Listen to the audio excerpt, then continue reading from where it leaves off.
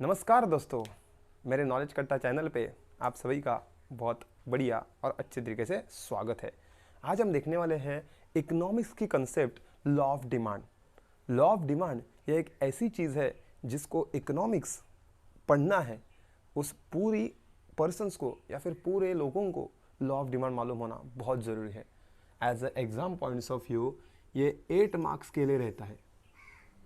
ये 8 मार्क्स के लिए रहता है, लेकिन सबसे इंपॉर्टेंट थिंग ये है कि 8 मार्क्स से ज़्यादा हमें हमारे पर्सनल लाइफ में ये लॉ ऑफ डिमांड मालूम होना बहुत ज़रूरी है, क्योंकि हम रोज़ बहुत सारी ट्रेडिंग करते हैं, बहुत सारे खर्चे करते हैं या फिर बहुत सारी चीज़ें, एक साइड से परचेस, एक साइड से सेल, ये सारी चीज़ें हम रोज़ के रोज़ करते हैं। यानी कि रोज़ हम इकोनॉमिक्स में जनरली प्रैक्टिकली 100% इन्वॉल्व रहते हैं।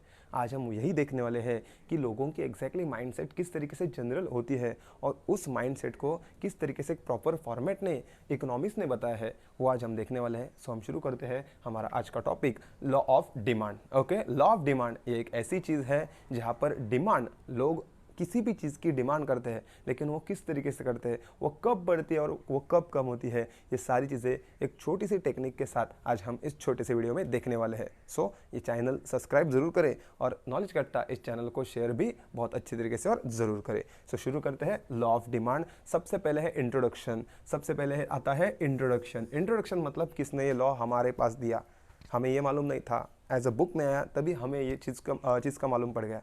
सो हमें किस तरीके से ये लॉ मालूम पड़ गया, सबसे important, it was introduce by, एक पर्सन का नाम दिया यहाँ पर, अल्फ्रेड मार्शल। ओके, बहुत बड़ी हस्ती है। पूरा इकोनॉमिक्स के एक 20 या 25% जो कंट्रीब्यूशन है वो इस पर्सन का है। इसने, इन पर्सन ने या फिर इन आदमी ने प्रिंसिपल्स ऑफ इकोनॉमिक्स अपने बुक्स है। Okay, principles of economics, Marshall ji ने प्रिंसिपल ऑफ इकोनॉमिक्स जो 1819 में आई थी, वहाँ पर पूरा का पूरा लॉ ऑफ डिमांड एक्सप्लेन किया है और वो हमें जनरल लोगों को किस तरीके से समझ में आए अपनी लैंग्वेज में, अपनी इंग्लिश लैंग्वेज में, वहाँ पर उन्होंने क्या किया है, एक्सप्लेन किया है। और वो क्या कहते हैं कि हमारी जो प्राइस और डिमांड है, सबसे इंपॉर्टेंट थिंग, जो प्राइस जो रुपीज़ में रहती है, ओके, जो डिमांड जो क्वांटिटीज़ में रहती है, वो किस तरीके से एक साथ रहते हैं या एक के बाद एक वो इन्वर्सली रिलेटेड रहते हैं, उनका क्या रिलेशन रहता है, उनका क्या एक्शन रिएक्शन रहता है, ये सारी चीज़ें हम इस लॉ ऑफ डिमांड में देखने वाले हैं। उसके साथ साथ कोई भी लॉ अगर होना, अभी हम लॉ ऑफ डिमांड देख रहे हैं, उसके बाद लॉ ऑफ सप्लाई देखने वाले, लॉ ऑफ डीएमयू देखने वाले हैं। ये सारी चीज़ें जब लॉ आता है तो एक चीज़ आती है उसका स्टेटमेंट। जिस तरीके से कंसेप्ट में कैसे डेफिनेशन रहती है, सेम टू सेम लॉ में क्या रहता है, स्टेटमेंट। और ये देखिए, double inverted comma. Double inverted comma मतलब किसी ने उस के बारे में कुछ बताया है और वो बताने वाली जो चीज़ है वो पूरी की पूरी इस बुक में लिखी गई है। सबसे इंपॉर्टेंट थिंग यहाँ पर उन्होंने बोली है कि higher the price of the commodity, smaller is the quantity demanded, and lower the price of the commodity, larger is the quantity demanded. Okay, और इन सब में एक इंपॉर्टेंट थिंग जो हम यहाँ पर लिखने वाले हैं, वो सबसे इंपॉर्टेंट पार्ट कौन सा है, ये आपको सबसे पहले समझ में आना चाहिए। ओके, कि इसके सबसे इंपॉर्टेंट थिंग ये है कि अदर थिंग्स बीइंग कांस्टेंट। सबसे पहली थिंग क्या है, other thing being constant. Okay, अभी ये आप कभी भी भूलो मत, क्यों, क्योंकि मैंने फिर से इसको रफ करके लिखा है। अदर थिंग बीइंग कांस्टेंट मतलब हमें सिर्फ दो चीज़ों के बारे में सोचना है, एक है प्राइस और दूसरा है डिमांड। आए समझ में, तो फटाफट आगे जाते हैं। अदर थिंग बीइंग कांस्टेंट मतलब प्राइस और डिमांड को छोड़ के, higher the price of the commodity, smaller is the quantity demanded, lower the price of the commodity, larger is the quantity demanded. मतलब क्या, अगर मैंने यहाँ पर P लिखा और यहाँ पर Q लिखा, अगर P बढ़ गया तो Q क्या करेगा, नीचे आएगा, अगर Q नीचे आ गया तो P क्या करेगा, बढ़ेगा। यानी कि दोनों एक के साथ एग्जैक्टली क्रॉस है, यानी कि हम जिसको कह सकते हैं एनिमीज है। ओके, एक विलन होगा तो एक हीरो होगा, यानी कि दो जन एक साथ कभी भी रह नहीं सकते।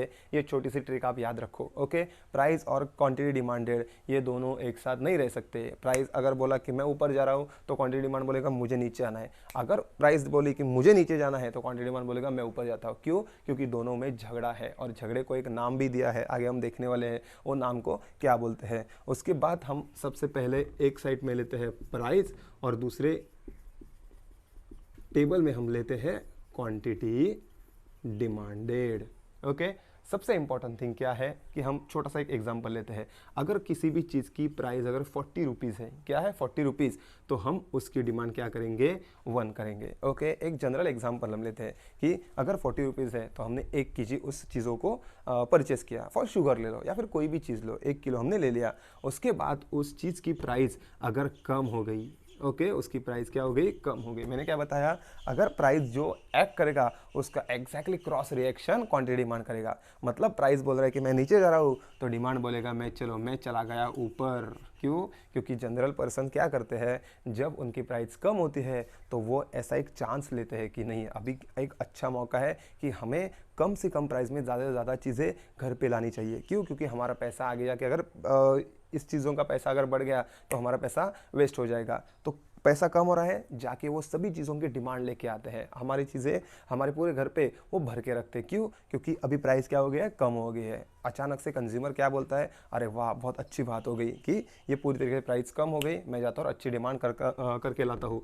फॉर एग्जांपल यहाँ पर फिर से ये 20 हो गया, ये 3 हो गया, ये 10 हो गया, ये 4 हो गया। यानी कि जितनी प्राइस कम होती है उतनी डिमांड ये बढ़ती है। आप किसी भी प्लेटफॉर्म पे जाओ या किसी भी आजू बाजू के एरिया में जाओ या बाज़ार में जाओ, जो चीज़ मार्केट में 50, 100 या फिर 500 में मिलती है वो बाज़ार में 10 या 20 रुपये में। या फिर अगर आप मोबाइल का कवर लो, अच्छे से ब्रांडेड मोबाइल स्टोर में जाओ, वही कवर आपको 5 रुपये में मिलेगा। और अपने एक छोटे से बाज़ार में लो, 50 रुपये में आपको टेम्पर्ड ग्लास का कवर आ जाएगा। क्यों? क्योंकि इसकी प्राइस कम है, उसकी डिमांड ज़्यादा होती है। ये नॉर्मली लॉ है, इसको बहुत बुक में जाने की ज़रूरत नहीं है, खुद के मोबाइल में भी आप वो एग्जाम्पल ले सकते हैं। अभी इसको क्या करना है, अभी सबसे इंपॉर्टेंट थिंग, ये जो 10, 20, 30, 40 है वो हमें दिखाने हैं वाई एक्सिस पे, और एक चीज़ हमें दिखानी है एक्स एक्सिस पे। ओके, तो वाई एक्सिस पे हम यहाँ पर लिखेंगे प्राइस, एक्स एक्सिस पे हम यहाँ पर लिखेंगे क्वांटिटी डिमांड।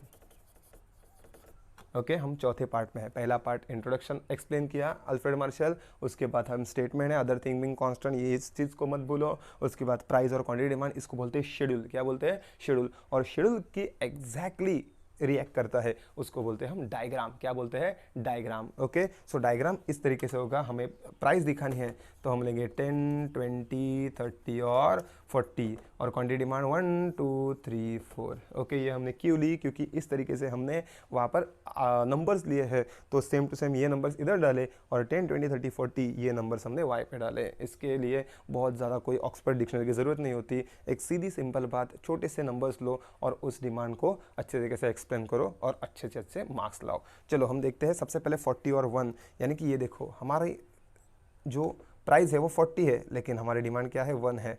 तो मेरा ये आ गया फर्स्ट पॉइंट। ओके, ये मेरा आ गया फर्स्ट पॉइंट दिखा। उसके बाद 30 और 2, यहाँ पर आ गए हम 30 और यहाँ पर आ गए 2, तो हम मुझे मेरा दूसरा भी पॉइंट मिल गया। आगे जाते हैं 20 और 3, वहाँ पर फिर से आते हैं 20 और 3। ओके, ये आ गए 20 और 3, और उसके बाद 10 और 4 जो लास्ट वाला पार्ट है मेरा, ये आ गया। कितने आ गए पॉइंट? 1, 2, 3, 4, 1, 2, 3, 4। चारों पॉइंट में क्या करूँगा, एक लाइन होगी। ये देखो, परफेक्ट एक लाइन उससे निकलती है। उस लाइन को मैं क्या बोलूँगा? D D. क्या बोलूँगा? D D. और हमने शुरुआत 40 से की और लास्ट 10 तक गए हैं, मतलब इसका स्लोप है डाउनवर्ड। कैसा है स्लोप? डाउनवर्ड। ये इंपॉर्टेंट वर्ड है। ओके, इसका स्लोप कैसा है? डाउनवर्ड स्लोप है। अगर ये स्लोप डाउनवर्ड है तो यही स्लोप, ये डाउनवर्ड स्लोप क्या शो करता है? Inverse relation. जैसा मैंने बोला, यहाँ पर प्राइस और क्वांटिटी डिमांड दोनों का झगड़ा होता है और दोनों एक दूसरे के एनिमीज रहते हैं, यानी कि शत्रु रहते हैं, तो वो कभी भी एक साथ नहीं आएंगे। तो जब प्राइस बोलेगा कि मैं नीचे जा रहा हूँ तो डिमांड बोलेगा मैं ऊपर जाऊँगा, प्राइस बोलेंगे मैं ऊपर जा रहा हूँ तो डिमांड बोलेगा मैं नीचे आऊँगा। ये इनका दोनों का कौन सा रिलेशन होता है? Inverse relation. This is called as law of demand. ये लॉ ऑफ डिमांड रहता है। इसके साथ एक्सेप्शन आता है, वो भी हम चैनल पे अपलोड करने वाले हैं। मेरे चैनल पे एक प्लेलिस्ट है, उस प्लेलिस्ट में आप सारे इकोनॉमिक्स के वीडियोस और साथ साथ जनरल नॉलेज के वीडियोस भी इजीली देख सकते हो। तो हमने सबसे पहले क्या स्टार्ट किया, यहाँ पर इंट्रोडक्शन, ये मैं सर्कल कर रहा हूँ इंट्रोडक्शन का। अल्फ्रेड मार्शल जी ने उनकी बुक्स प्रिंसिपल्स ऑफ इकोनॉमिक्स में से 1890 को प्राइस और डिमांड के बारे में बताया था। उसके बाद वहाँ पर स्टेटमेंट दिया, उस स्टेटमेंट में other thing being constant, higher the price of the commodity, smaller is the quantity demanded, lower the price of the commodity, larger is the quantity demanded. ये चीज़ों को सिर्फ सिर्फ याद रखना है। लेकिन हमारी ट्रिक से किस तरह से याद रखें, प्राइस और डिमांड दोनों एक दूसरे के शत्रु है। अगर प्राइस ऊपर जाएगा तो डिमांड कभी भी ऊपर नहीं जाएगा, डिमांड बोलेगा मैं एग्जैक्टली उल्टा करूंगा, और प्राइस अगर नीचे आ गई तो डिमांड ऊपर जाएगी। मतलब दोनों एक साथ कभी भी नहीं रहेंगे, दोनों के क्या है, शत्रु है। क्यों? दोनों में कौन सा रिलेशन है, इनवर्स रिलेशन है। ये देखिए इस तरीके से इनवर्स रिलेशन है, कभी भी साथ में नहीं रहेंगे। तो ये हो गया हमारा एक शेड्यूल, और शेड्यूल के अनुसार हमने क्या किया, प्राइस को वाई एक्सिस पे दिखाया, क्वांटिटी डिमांड को एक्स एक्सिस पे दिखाया। ओके, ये हमने एक्स एक्सिस और ये दिखा वाई एक्सिस। ओके, तो इस तरीके से 10, 20, 30, 40, 1, 2, 3, 4, 1, 2, 3 और 4 पॉइंट को एक साथ किया, क्या बन गया, डी डी। डी डी का फुल फॉर्म भी मैं बताता हूँ, डिमांड कर्व। क्या है, डिमांड कर्व। पता चला? तो इस तरीके से ये डिमांड कर्व है जिसका रिलेशन है इनवर्स। ओके, एक चीज़ जो इजी है उसको इजी तरीके से देखो। ओके, अगर आप बोलोगे कि इकोनॉमिक्स बहुत हार्ड है, लॉ ऑफ डिमांड हमारे समझ में नहीं आता, ऐसी कोई बात नहीं है। अगर ऐसा आपको लग रहा है कि वो सब हार्ड है तो नॉलेज कट्टा अक्षय सतपाल का इस चैनल को सब्सक्राइब करो और मेरे वीडियो सिर्फ देखो, आपको पता चलेगा कि इकोनॉमिक्स कितना ईजी है और कितने ईजीएस्ट पार्ट में आ सकता है और आप ज़्यादा से ज़्यादा मार्क्स कमा सकते हो। तो हमारा यहाँ पर वीडियो आज का ख़त्म होता है। मेरा वीडियो आपने अच्छी तरीके से देखा, इसलिए बहुत बहुत धन्यवाद। Thank you.